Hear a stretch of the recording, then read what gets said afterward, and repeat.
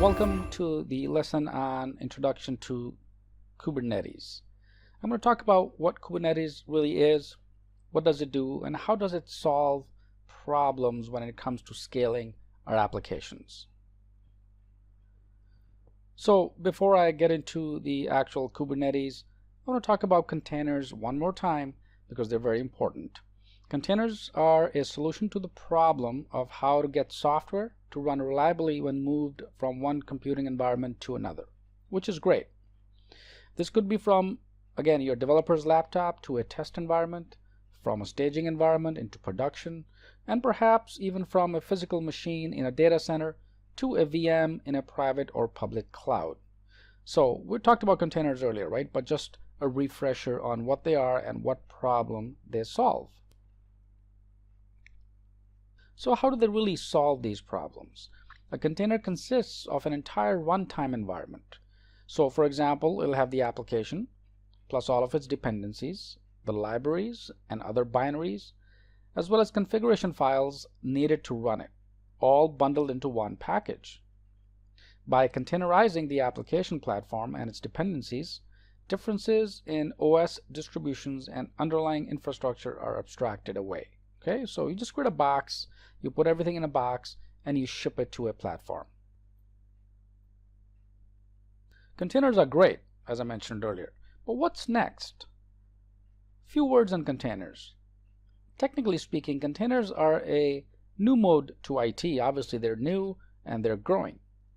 Containers are making us think how we deliver software, unlike the conventional methods.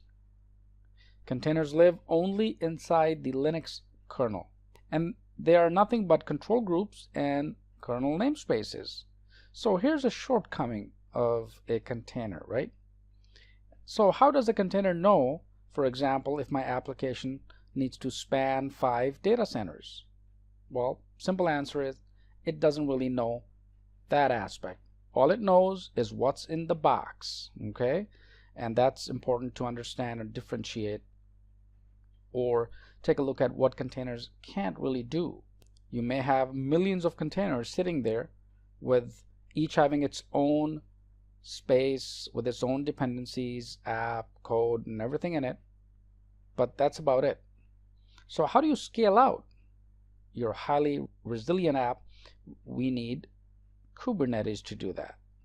Okay, so let's say you have a cluster running and you have all these containers within that cluster, and now you need to scale out your application. Well, containers can't really do it by themselves, so we need a tool called Kubernetes. It's an open source, and we'll talk about next what Kubernetes really is, but I wanted to differentiate and make you understand the actual concept of containers and how Kubernetes comes into the picture. So Kubernetes is an open source system for automating deployment, scaling, and management of containerized applications. Okay, that's important. What it does, it groups containers that make up an application into logical units for easy management and discovery.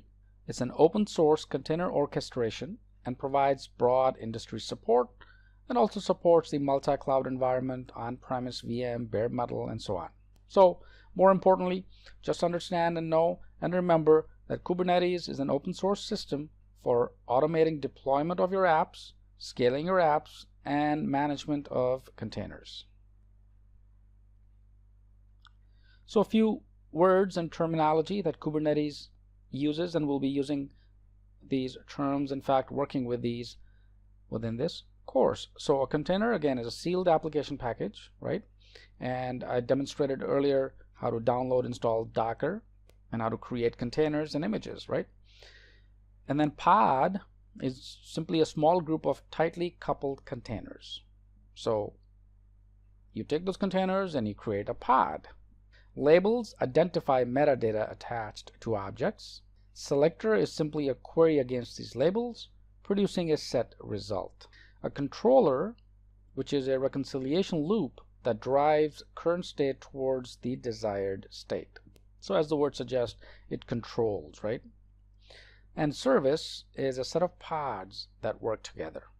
A new concept in Kubernetes or new terminology is the pod, right? So all we do is we create these pods, which are just a bunch of these containers, bunch of these boxes, and each box again contains its own set of code, right? So you may have a box or a container that can have a Node.js application, and another box that may have Ruby on Rails, and so on. Another one with Java, another one with WordPress, and so on.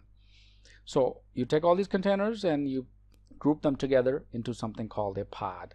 And then of course you create labels, right, to identify, and then you can use the selector to query against these labels, find out all these labels, because keep in mind that these containers can be millions, right? Google again creates 2 billion containers a week. So we need some kind of management areas, right? So Kubernetes is all about managing your containers. So therefore it comes up with pods, labels, selector, controller, and service. So in conclusion, containers, we talked about them, what they are, or the shortcomings of these containers. They're simply kernel namespaces. They can't really do anything on their own. They cannot scale themselves. So we need Kubernetes to do that, right? And we also talked about how Kubernetes is useful in scaling these applications. And of course, a few new terms such as pods, service, labels. As far as Kubernetes is concerned, we talked about those as well. So go over some of these terms, understand them.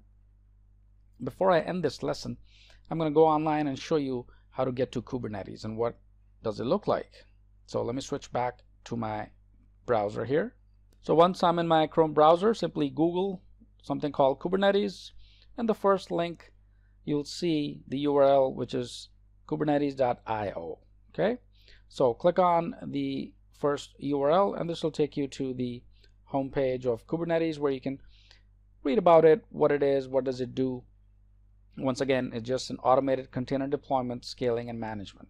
Okay, it's an open source, so you can go on GitHub and take a look at the code itself. And of course, you can scroll down and read about it and understand more what Kubernetes really is. So for example, if I were to bring up the GitHub here, notice you can view on GitHub. So I'm going to click on it and take you to GitHub and actually show you the code. So here is where you can take a look at, you can clone or download, okay, Kubernetes as a zip file, or you can use Git or check out with SVN.